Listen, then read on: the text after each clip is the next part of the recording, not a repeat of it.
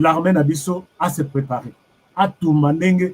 Botali Moïse Nyaruga Bunenga Zole na compte Twitter nae. Les lobes bombardés, lobby va bombarder, c'est comme ça. Batouana Basangani quelque part. Ne leur laissez pas le temps, l'armée congolaise. Bato Bazaï ko freiner, frappe ya drone, Bazali Soufti. Bazana Bakacho. Utiliser des drones, détruisez des bombarder na minemboana. Bombe à taper, Bamoussous, Baza autour, Bazana Mwenga, na poko ya lelo, Bazana Mwenga ibele, Bazomata, pour que Baken ko rejoindre, Basa la ceinture, na Ouvira.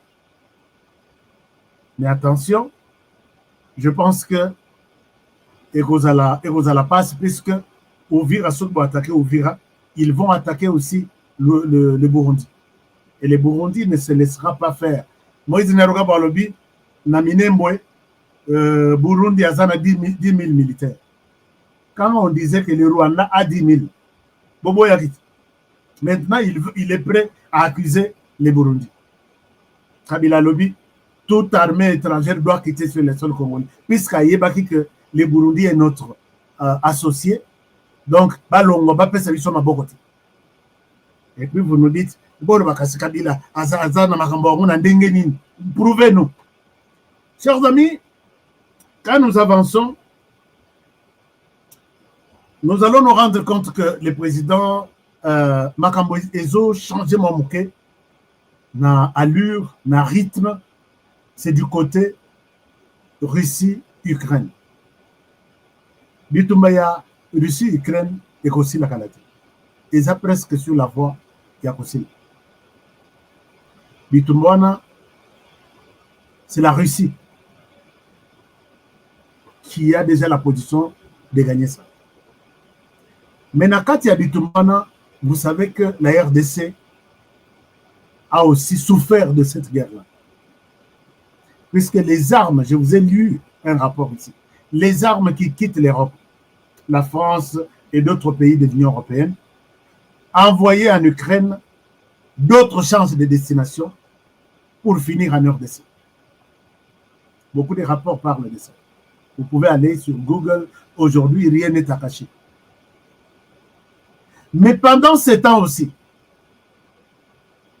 rappelez-vous d'une image que je vous ai montrée ici,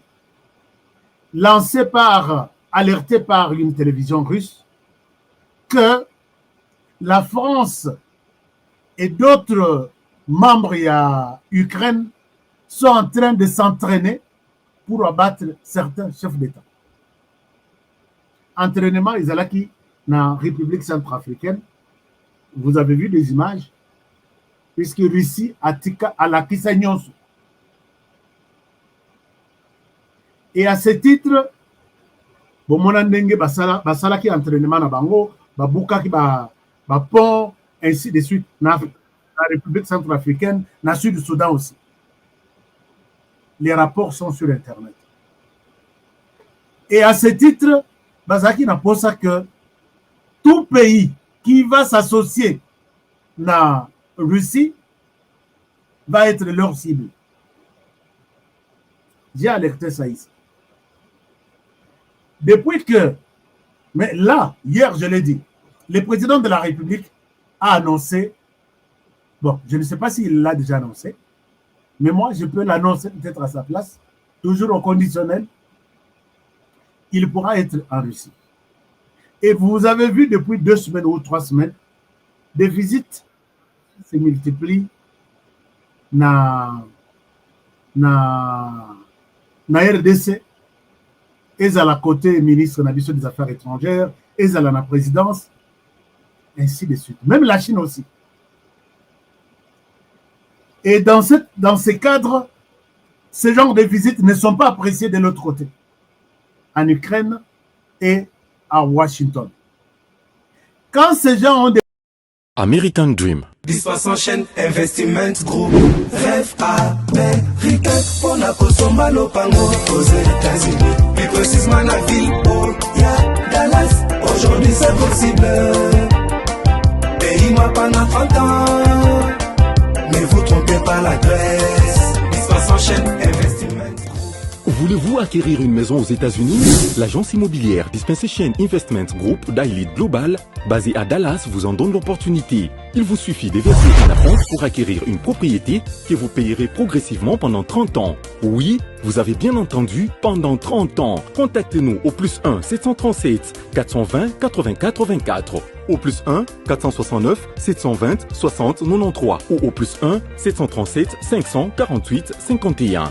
Dispensation Investment Group, investissez dans votre avenir avec l'immobilier aux États-Unis dès aujourd'hui. Oh ma papa, ton maman lopango. Rêve américain. Venez nous contacter. Rêve américain. Tapez sur Google. S'enchaîne Investment Group. Na moke moke na komi baye. Lopango elenge. Lopango elenge. Ozala bayere elengi pou. Héritage à bana. Rêve américain. On a consommé lopango aux États-Unis. Plus précisément la ville Dallas. Aujourd'hui c'est possible. Pays m'a pendant 30 ans. Ne vous trompez pas l'adresse. Soit s'enchaîne Investment. Taka Music Band International. Centrafricaine, la Sud du Soudan aussi. Les rapports sont sur Internet. Et à ce titre, Bazaki n'a pas ça que tout pays qui va s'associer à la Russie va être leur cible. J'ai alerté ça ici.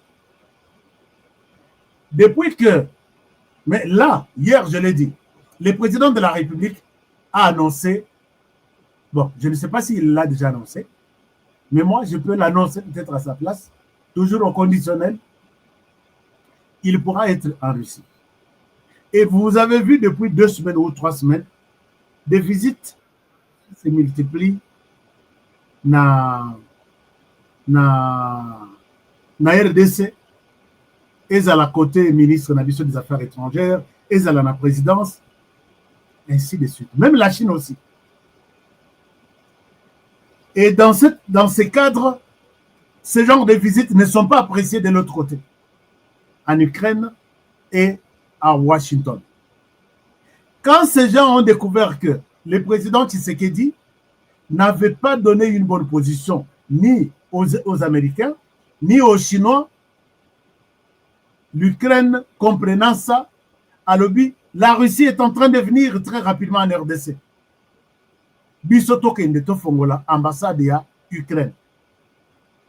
Chers amis, ambassade de Fongoma a annoncé l'ouverture de annoncer l'arrivée de l'ambassade de la Russie en RDC un lundi, samedi, Bafongola.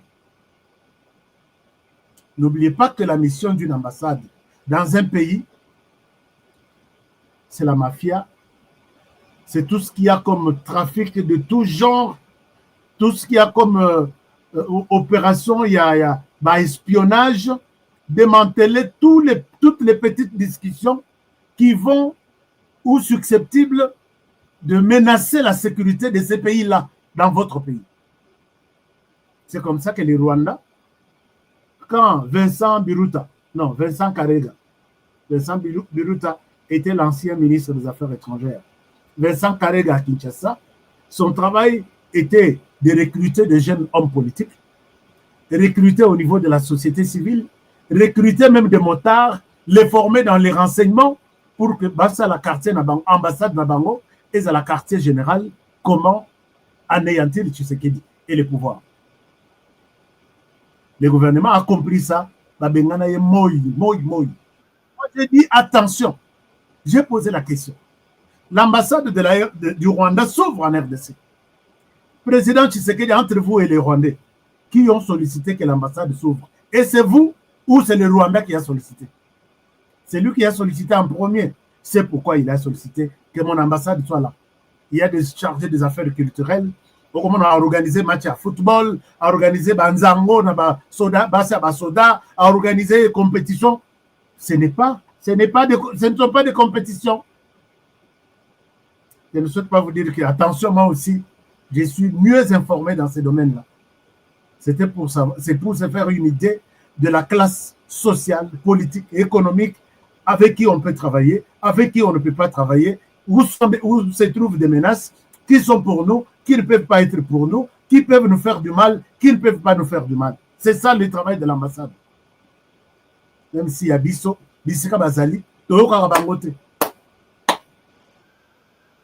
Et pour les Rwandais, après il appelle tous les ressortissants rwandais, venez à l'ambassade, vous allez prêter serment. Que vous vivez en RDC, vous ne trahirez jamais les Rwandais. Prêtez serment. Bamoussous va signer pacte du sang. Et dans tout ce qu'ils feront, Azalana commerce, Azalana politique, Azalana sport, Azalana nini, il a signé déjà un pacte, il ne trahira jamais son pays d'origine. Et chez nous, qu'est-ce que nous faisons? Honoré Nazalata, ambassadeur quelque part. Hein? Nazalata, ambassadeur quelque part. La RDC est sauvée dans ce pays-là. Mais c'est ça, c'est ça. Si vous êtes là pour travailler, mais je vois beaucoup d'ambassadeurs qui négligent vraiment leur travail. Chers amis, je vais vous montrer les images du Burundi. Bandako et ambassade Oyo, Mobutu Atika. Centre culturel congolais, centre scolaire congolais, et si enseignement, ils allaient qui organisé dans Burundi, et si tout ce qu'il y a comme discipline, des bâtiments. Lelo et Longwa Batol, Mosusu et Komiko, pour la RDC, mais on ne fait rien. Et je ne sais pas quelle est la priorité de nos ambassadeurs dans leur pays. Vous suivez là-bas. Ici, on donne des passeports congolais, moyennant $1000. Bazo peut son passeport. Na alerta, na soit ma photocopie à ma passeport, na tinda, motokuto accusé de réception. En quoi ces gens, nos frères et sœurs, travaillent sur quoi? Quelle est la priorité maintenant? Parce que les Européens, ça va avoir une formation à Malonga. Ok, ça va. Même accusé de réception, oui, merci, nous avons bien reçu. Exact. Donc, continuons à loba kaka. Ah, mais on ne va pas se fatiguer. Bloc qui vous, ah, Azawad, qui vous sorinine. Bloc qui vous, hein, Kwabeza Goa, Bambalo, Louis. Malhonnête, tu es malhonnête. Alors, qui vous wana Azawad? Balukaka toujours kozala qui vous. Donc partout, maintenant qui communique moko que ambassade ya États-Unis na Rwanda bako bloqué. Chers amis, il y a de bonnes informations. Mayowapi ebongisami aux États-Unis on a ba course finale. Donc voilà, nous sommes là pour na kubeta lisusu ba sango ya mboka ekolo Congo ndenge tolobaka kaka bandeko ba congolais. Nous sommes au four et au moulin pour servir les Congolais en général et en particulier OEP bazalaka na besoin ya koluka koyeba toujours mazali kolekana mboka ekolo Congo. Donc boza ebele bo partager, bo commenter, bo liker, et nous voulons assez que notre direct ezala sécurisé. Donc nous sommes très heureux. Tout solo la lisusu na ba congolais wapi oyo wapi bazaka toujours na posa ya koluka koyeba mazali kolekana mboka ekolo Congo. Bandeko ba congolais na pesi lisusu bino mbote, surtout bino ba abonné à Dr News. O eza chaîne de référence na bino na baka chaîne eza chaîne ya ba congolais. Donc so oza congolais te en tout cas nazo ko exhorter yo lukano chaîne mususu tala. O eza chaîne ya ba congolais bazwa mi partout. Dans le bako eza chaîne de référence na bino et sika bozozwa en gros et en détail mazali koleka na mboka ekolo Congo. Donc esika bozozwa toutes les informations ya mazali koleka na mboka ekolo Congo. Donc nous sommes très heureux to partager na bino lisusu basango ya mboka ekolo Congo. Alors là-bas oyo bazali ko hésiter, je vous exhorterai vraiment de vous abonner massivement. Veuillez vous abonner. Bossa la paix en sorte que bandeko pe bazap zinga bazala abonné na chaîne de référence na bino parce que awawa tolobaka rouge to bengaka yango rouge, jaune to bengaka jaune, bleu to bengaka bleu. Donc, awa tokendaka na bato na gauche et droite, c'était pour plaire les gens. Non, non, non. On donne des informations, ils assurent que ils sont fiables pour que Bakongomani ba yeba mazali koleka. J'espère que bandeko ba Congolais na utai ko ebisa bino maza koleka na niveau ya Rwanda. Bandeko nazaki na ndeko moko boye akomela kingai na ba commentateur, azaki na besoin na pesa ye document au Paul Kagame a commis ou bien au gouvernement rwandais commis pour la indisponibilité à Paul Kagame à cause de déplacer tes donc à sa maladie et selon médecin naïe tellement aux autres subir une intervention chirurgicale donc basengié et azalana nous bapesié mise en il y a indisponibilité donc avanda a bougé wana eza ba magui ndenge toyebisa kibino Kagame est très très malin. Kagame est très très malin. Wana eza ba magui. J'espère que na salle là qui on a une émission toyeba ki ke ekoko mabongo. Biso tozala surpris na Paul Kagame te. Toyeba ki ke Kagame va créer encore la Libye. Donc la date oyo ezalaki déjà proclamé par la Maison Blanche, c'était le 4 décembre. Mais avant, lobby de Paul Kagame abimisi document, médecin a lobby moyen se déplacer, ils attaient, babimisi, bazola qui s'appelle place au faut opérer. J'espère qu'il n'a balancé les bino bomona. Bandeko, Kagame a maman na liste paye, azandoki Paul Kagame. Et il collabore avec un grand sorcier que nous avons dans notre pays qui s'appelle Frigolé Ambo. Donc, on débat ça la ping-pong. Je verrai quand même dans la Sabino Ango. Yé, Paul Kagame.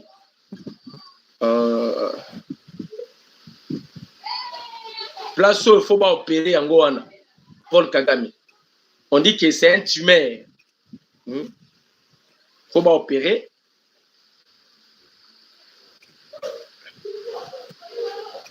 Le document est là. Le document officiel du gouvernement rwandais, c'est ça. J'espère qu'il va pas bien. Oh non, ce document, c'est ça. On a écrit ça dans Kenya Rwanda, mais on a interprété ça. Ça dit, le document est ça. Le document est là. Balobi nini na document wana. Kagame za mama na ndoki bandeko. Mama na ndoki. Mais makamuna enyo sozo sala tozo kende petit à petit vers la fin. Ça azak na kata ko signer son arrêt de mort. Donc total un document on a mbangu comme ça to kota na actualité auto memeli bino lelo na document on a balobi nini. J'espère que bateau bazwa qui unité, je m'irai quand même la tanga. Le document est là. Yango na document penza yango wana. Alors, balobi nini na document yango. Na tanga ngo na lombango mbango. C'est ça. Paul Kagame ne participera pas à la signature de l'accord de paix à Washington. Pour des raisons de santé. Le président du Rwanda, son Excellence Paul Kagame, ne sera pas présent à Washington pour la cérémonie de la signature de l'accord de paix entre la République démocratique du Congo et le Rwanda. Prévu dans les prochains jours sous les guides du président américain Donald Trump. Selon Paul Kagame, selon des sources proches, cette absence est due à des problèmes de santé nécessitant une intervention chirurgicale au cerveau. Le gouvernement rwandais a officiellement informé le public national et la communauté internationale que le président Kagame doit subir une opération dans un avenir proche. Conformément aux recommandations médicales de l'équipe présidentielle, en conséquence, il est temporairement indisponible pour tout déplacement ou engagement officiel. Le gouvernement rwandais a également demandé les reports de la cérémonie afin que le président Kagame, une fois rétabli, puisse présider personnellement la signature de ces accords cruciaux pour la paix et la stabilité dans la région. Le Rwanda réaffirme son engagement envers le processus de paix en cours et se dit prêt à collaborer avec toutes les parties concernées pour établir un nouveau calendrier convenu d'un commun accord. À verrouiller na place oyo, nani peut-être Olivier Nduringerero qui les remplace souvent. À verrouiller, c'est-à-dire yemoko kaka nde fois zala. Soki azate, muto akokene ko représenter kuna azate. Donc a tozolo banabino, Kagame ne se rendra pas aux États-Unis d'Amérique. Kagame ne se rendra pas aux États-Unis d'Amérique. Aboyi.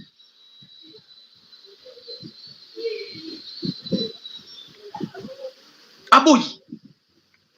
Qu'est-ce qui se passe maintenant avec Kagame? Naba Cholo tozana bangona bambongo. Kagame azobeta à côté à gauche. Bambongo bazobeta à côté à droite. Récemment, na outai conseil la bino analyse approfondie. Ya Martin Fayou. Sur sortie médiatique naïe. Naïbe Sakibino. Discours ya Martin Fayou le zala qui code. Batmatinda qui est c'était la 5. Parce que le président Tshisekedi a obunda pena 5. Hormis l'opposition, hormis Kigali, toi lisu na bitumba na 5. Bitumba ya 5 toza na ngweza nini? Ambongo, Choli. D'abord, ce sont des étrangers, ce ne sont pas des Congolais. Mission na bango, ezali ke Congo ezala balkanisé. Bazalaki ko prôner sur état fédéralisme et kabouana 6 partis nanga a planifié ki lokwana. Bande ko ba Congolais. Si vous allez vous souvenir encore, na chiti ya Goma, dangu Gome kweyaki, na chiti ya Goma, bande ko ba Congolais. Bobi makambweleka, tangu kaka bananga bakoti na Goma, on s'attendait que Nanga a revendiqué quelque chose. Nanga lobi to redéplacer les sociétés. To tendre maintenant main vers Tshisekedi. Tshisekedi doit convoquer un dialogue de toute urgence qui sera chapeauté par l'Église catholique. Je me souviens encore. Nanga. Tangu kaka bakoti Goma. Nanga lobi to sali appel. Tshisekedi doit convoquer de toute urgence un dialogue qui sera chapeauté par l'Église catholique. Pourquoi toujours l'Église catholique au milieu? Église catholique bazala 4 na bango. Yango boyokaki rigolé ambo wa keplilo akoluba soki Tshisekedi akotisi dialogue te. Mboka eko s'exploser. Un prêtre catholique. Bandeko ba Congolais. Toke ne malé bien. Mais ennemi bazo kangama pe en cascade. Bazo zala pe humilié. Bazo zala pe frappé. Kaikwamba uti ko beta bango na Angola kuna. Maman Thérèse Kaikwamba.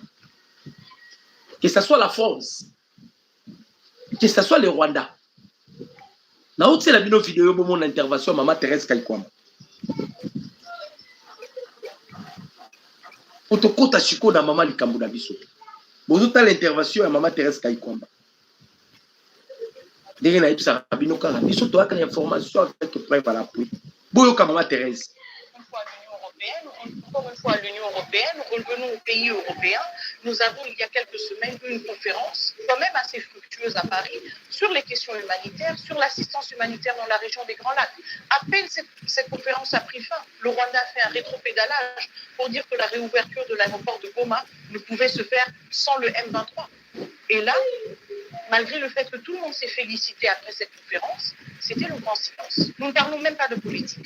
Nous parlons de millions de vies humaines qui pourraient être sauvées si l'aéroport de Goma était opérationnel à nouveau. Un autre point qui pose vraiment problème aujourd'hui, dans les 8 protocoles qui ont été présentés à Doha il y a une semaine maintenant, c'est la libération, c'est le retour des anciens FDLR.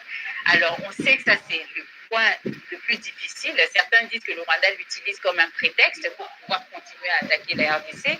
Que dit la RDC aujourd'hui? Est-ce que la RDC est prête à accompagner ce processus? Évidemment, et nous ne le disons pas, nous le faisons. Soyons très clairs, nous ne le disons pas. Donc, le CONOPS qui a été signé dans le cadre de l'accord de Washington le 27 juin a 2 piliers. Le premier pilier, c'est le pilier qui concerne la neutralisation des FDLR. Le deuxième pilier, c'est le pilier qui concerne le départ des troupes rwandaises de notre territoire souverain. Alors, nous savons très clairement que nous avons pris ces engagements. Du côté de la RDC, nous ne parlons pas de ces engagements en termes abstraits. Nous avons lancé un appel aux FDLR de désarmer, de se rendre aux bases de la MONUSCO pour être rapatriés. Ils ont dit que le chemin était obstrué, que c'était difficile pour eux d'atteindre cet endroit-là dans un communiqué il y a quelques semaines. Oui, pourquoi? Parce qu'il y a justement le M23 et les forces armées rwandaises qui contrôlent ce territoire. Si le Rwanda veut vraiment en finir avec les FDLR, ils doivent aussi créer des conditions favorables. J'espère que vous avez Maman Thérèse Kaikwamba. Bandeko ba Congolais.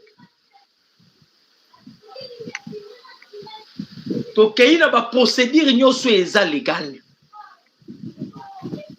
Ba créer qui CONOPS ezaki na 2 branches. Ezalaki na 2 étapes. Première étape, c'était pour la neutralisation des FDLE.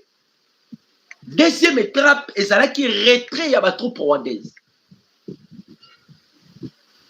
Yango monaki ba sénateur na ba congressiste balelaki.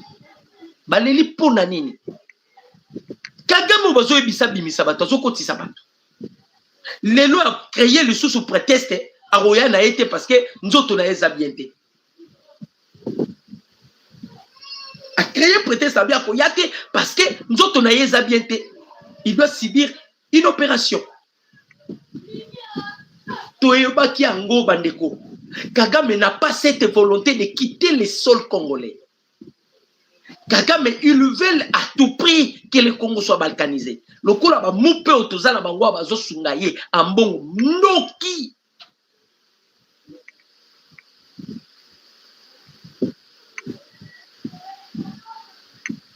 Kagame yebi que soki akeya ke ko signer. Ndenge ba sénateur ba yebi ça que c'est un arrêt de mort. Kokendete. Kokendete. Menzamba la raté. Toucho beta bango na betela bino no li solo. Na Canada ba uti kokanga mona mwasi moko boye. Na Canada. Information oyo eza bandeko ya Canada de ba pesinga. Vous savez que ça soit aux États-Unis d'Amérique, que ça soit na Canada, basi ya ba rwandaise. Beaucoup plus dans l'administration. Ils occupé ba poste moko minene. Ezali avantage oyo famille Clinton ne peut pas Rwandais. Les Rwandais ont la facilité à occuper ba poste moko minene, que ce soit aux États-Unis, que ce soit au Canada. À l'époque même de Barack Obama, l'administration ou la diplomatie américaine c'était soutenu par les Rwandais. Na époque ya Obama, ba Rwandais ont contrôlé l'administration et la diplomatie américaine. Alors, Canada peut basale eloko wana. Il y a une femme rwandaise au Bauti Kokanga. Cette femme, c'est une députée. Azal députée libéraux. Libéraux, c'est un parti politique de Tridon. Bangonde bazora mingi ba poste ba ministre tout consort. Cette dame azalaki lokola sous forme ya ba question kuna na Canada. Bandeko mwana mwasi wana orke agent double ya Paul Kagame. Oba uti kotia maboko. Agent double ya Paul Kagame. Kagame azwa ba rwandaise apanza bango partout dans le monde. Atinda bango ba bala mibali ya lolenge na lolenge. Atinda bango ba kota mabala. Bazana ba mission. Même bananga banani Paul Kagame azana tactique wana. Akopesa yo rwandaise. Cette femme que Paul Kagame akopesa, cette femme qui va commencer à te contrôler. Moi seul banda kolandela yo ba appel la yo ba makamuna yo nyoso. Eza tactique ya Kagame. Eza façon Kagame azo sala la politique na ye. Alors à côté ça bazo gérer même la politique ya ba Canada, ya ba États-Unis tout consort. Maintenant cette dame est de député. Il y a libéraux, parti à Trudeau. Bande Koba Congolais. Aïba 200 millions de dollars. 200 millions de dollars au Aïba, Bande Koba Congolais, c'est pour fournir les M23. Donc, Tatine de la M23, Mbongo, c'est cette dame. Mbongo ba M23 bazanango. Mutatinda kayango za mwana mosoyo bakangi na Canada a détourné 200 millions, 200 et quelques millions de dollars pour soutenir ba groupe rebelle nyonso ya Est. Une dame na Canada, une rwandaise qu'on a préhendé bakangi. Biso to yeba yike fournisseur c'était Mwanga Chouchou. Okande yora Mwanga Chouchou zana basi batinda kambongo na rébellion. Mais le kola balobaka 99 jours ezalaka pona moyibi. Jour moko ezalaka pona mokolo eloko. Bakangi batie maboko. Bandi kolandela ye mbongo ekendaka wapi? Ndapi misi solo place mbongo ekendaka. Afina Saraba groupe rebelle. Elle travaille avec Paul Kagame. Kagame devient un danger pour l'humanité. C'est quelque chose qu'on doit écarter depuis. À ça, salité au Foba Longola na Lombango, parce que le monde est au courir un danger avec Kagame.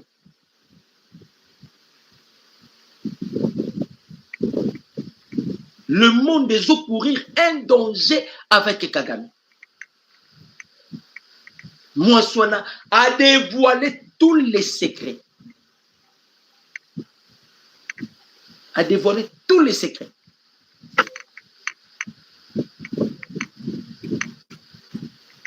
Les amis sur Kagame Tindaye, il y a financé. Donc, elle a détourné 200 millions au Canada.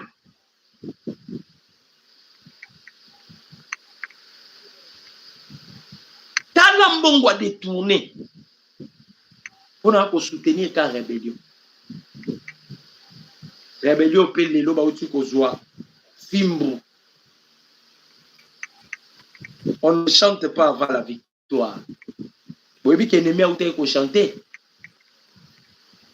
Bah M23 ba outé ko chanter. Ah na zo bi Sabino.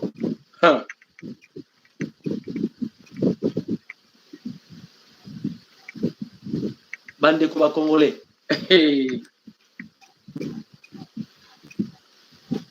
Ah tozolo bana bino awa milelo. Bauti a penawa.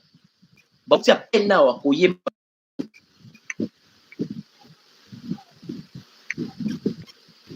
Bauti ko sepela to bisaki bango eza courte joie. Beaucoup de réponse farouche. Bazou réponse cité. Toi on a besoin de lokoyo. Toke nango tiki gali. Toke nango tiki gali. Escalade à Massissi. les FARDC frappent des positions rebelles. C'est mardi 25 novembre. Les FARDC armés de la République démocratique du Congo ont lancé des frappes aériennes dans les territoires de Massissi, ciblant des positions contrôlées par l'AFC M23. Selon des sources fiables, un avion de chasse Sukhoi Su-25 de l'FARDC a effectué plusieurs bombardements précis très tôt ce matin, touchant 4 positions stratégiques ya barebele. Balali kaka topesaki bango mwa ta mort, topesaki bango ta mort. Ta mort topesaki bango, tobendaki bango lisu bapusana. Tobendaki bango bapusa. Lelo ti drone mataki ba monité. Ebiseki bino na este technologie de komikuna. Mishika lobaka yango ti. Ba avion na biso ndenge zo survoler déjà ba Goma na ba Bukavu. Kagame doit se préparer. Technologie komikuna. Avant d'abord Tobunda, on doit d'abord faire l'expertise. Ya koyeba position ya ennemi. Ça, c'est les drones qui fait ça. Drone komata et capter seulement kaka. Position ya ennemi. Ce qui capturer ba image, ba esiko ba pesi, ba pilote ya ba sikoyo. Parce que les dronistes ba sali musala na bango, sikoyo emata. Bandima ki kutute, bazata na calcul wana te ba uto yemba banzembo awati. Dimanche bazwa ki village moko Bimba. Na quelques villages mo bazwa ki zaki 3 auto récupéraki lundi à lobby. Lelo sikoyo, ils ont été surpris. Na lobby, ils ont été surpris.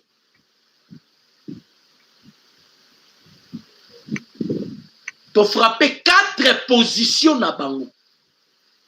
Ces opérations auraient permis de neutraliser ces points clés avec de pertes importantes pour les rebelles, notamment des combattants et du matériel militaire dont les artilleries de véhicules rebelles seraient en train d'être mobilisés pour évacuer le blessé et récupérer le corps des éléments tombés. L'avion de combat reste actif dans la région, effectuant des patrouilles dans des zones de Massissi et Walikali pour renforcer la sécurité des axes sensibles. Ok. Ah! Et loko basala ki ngo teta ngo kabila yaki dimanche ndenge nini. Ndenge kabila yaki dimanche falaki komatisela ye pena drone. Komatisela ye drone. Walikali na Massissi c'est sika bango bande ko renforcer parce que kabila yaki na renfort.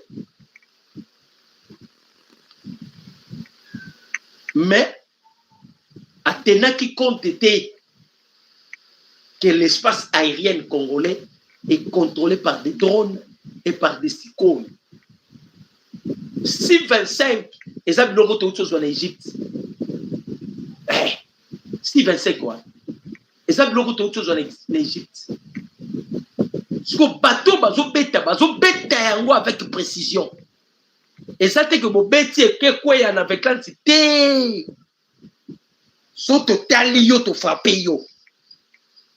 So total yo to bêti yo.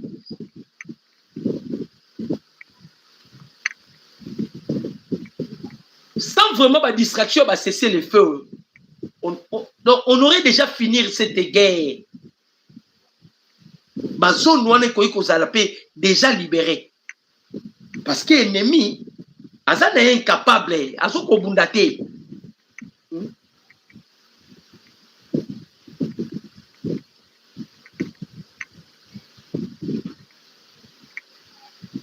Azan est incapable.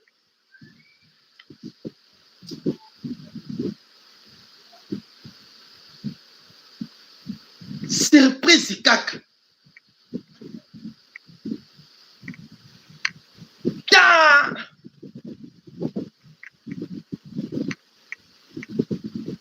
bango wana bandi kolela.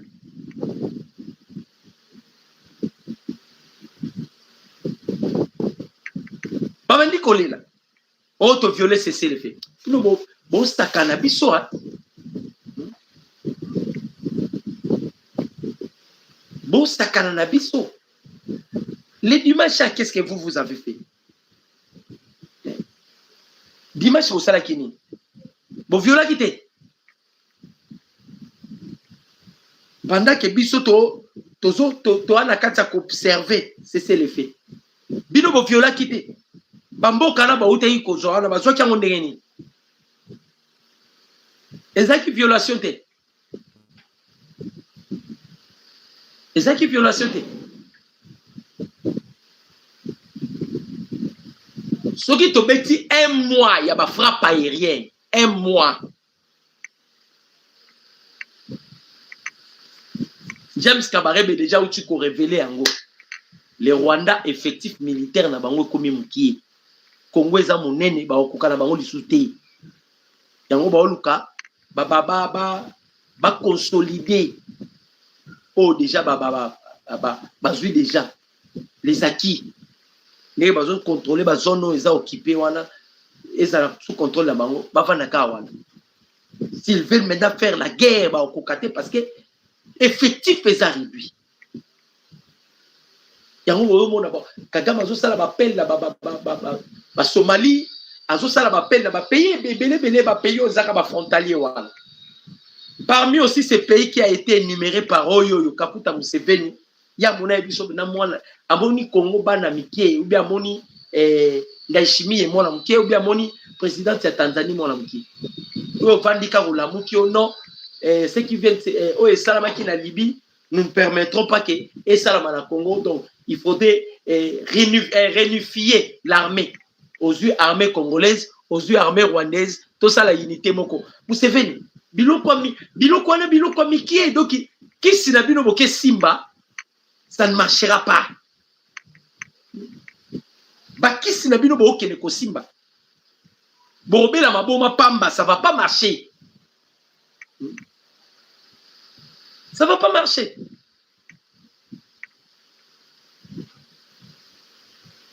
Balali kaka, balamuki, parce que ils sont incapables maintenant de pénétrer. Baza incapable à pénétrer. FARDC, bah ça la difficulté. Dans l'Est de la République, ça devient de plus en plus compliqué. Donc, difficultés à ma casse.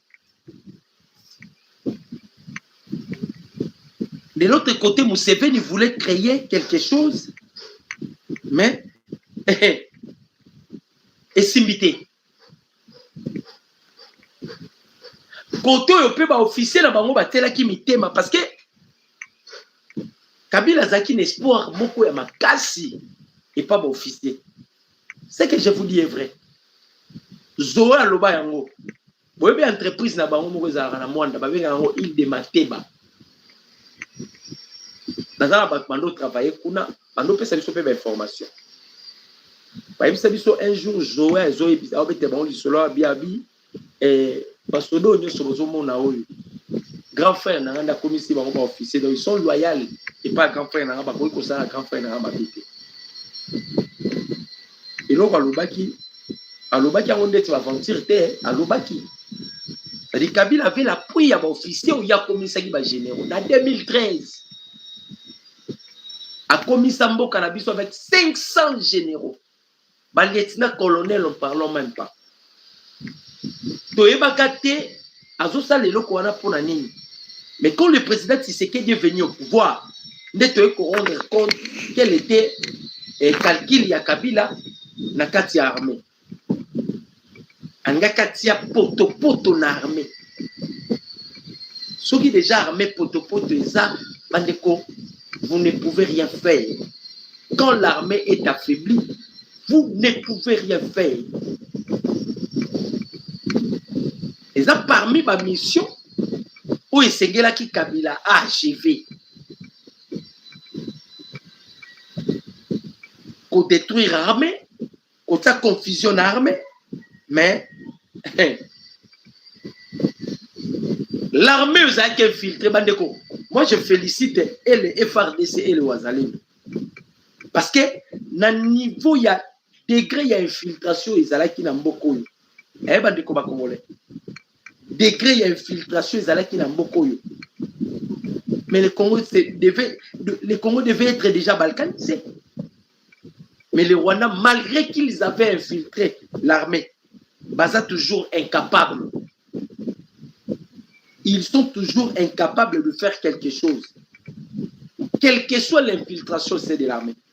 Maintenant, ce qui peut dire que tu réussir l'armée, infiltration exacte. Pensez-vous que le Rwanda peut faire la guerre avec?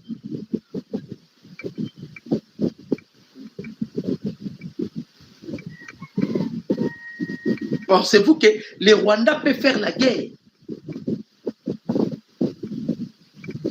Toujours ça, la une guerre, tu as une infiltration, mais on peut pas sauter. Guerre autour ça, la Rwanda. Infiltration, mais Rwanda est incapable. Et si arrivé maintenant que tu réussir aussi les infiltrations, si arrivé, Tango Bomoni, Soui Bolandi bien, que ce soit Bakagame, Museveni, ils opèrent. Et l'on va les bosser au banc, ça va aux années, les bandits comme Congolais. Baobo Yanano, Congo, armée n'a vu souhaiter. Museveni a peur, parce que Bayebiango, si le Congo est uni, l'armée Wanesa est unie, Kagame a un sérieux problème. Nanya Utsolo Bango James Kabarebe. Aloba Kiango. To sali tellement ma bébé.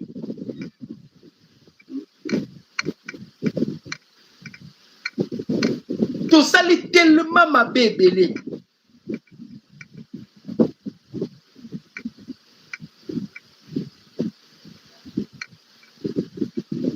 Na mwenga lisusu kuna bandeko ba Congolais.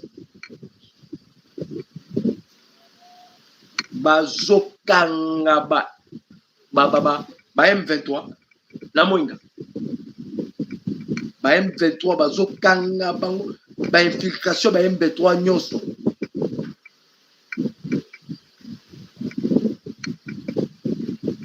bazokanga ma.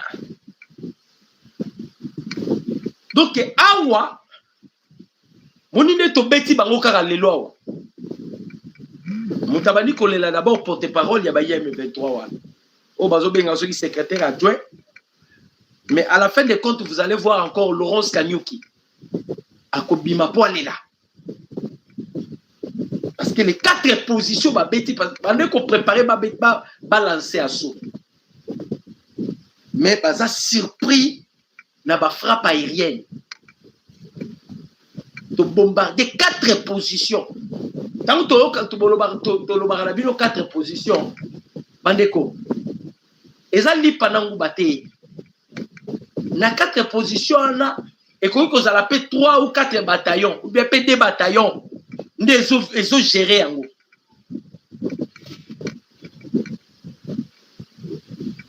Deux ou 3 bataillons sont gérés en haut.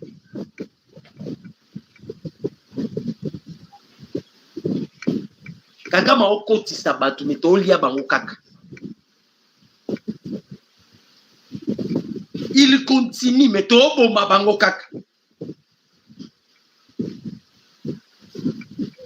Tolobaki to ane na système Poutine appelle ça biso système. To ane na système ezani. Biso no tozui makoki okota Rwanda te. Nandenga mabete. Mais aussi les saïna batuna ena. To aussi sa batune na kata mboka na biso.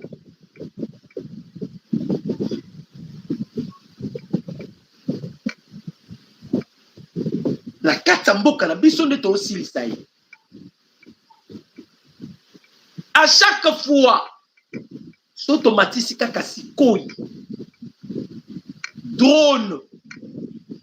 Bandeko, ennemi s'incline directement. kuna négociation Zarakate. Vous allez négocier avec des frappes aériennes.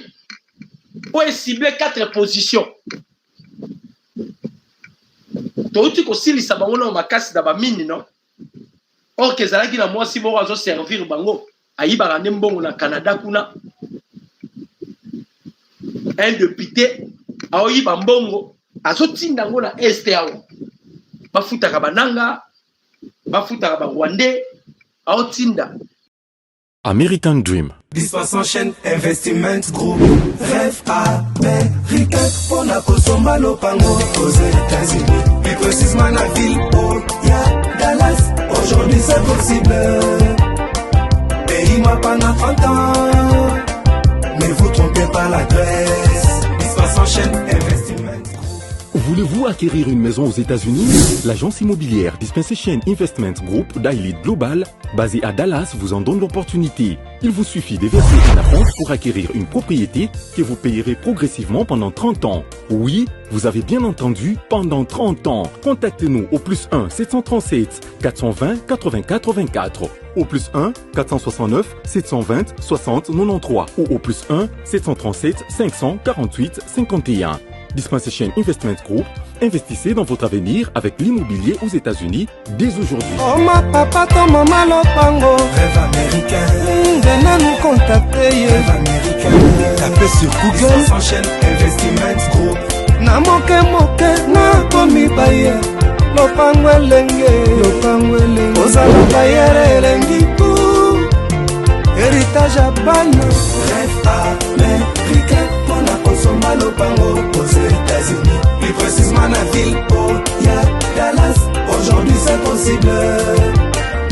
Pays moi pendant 30 ans. Ne vous trompez pas l'adresse. Dispensation chaîne Investiment. Lotaka Music Band International.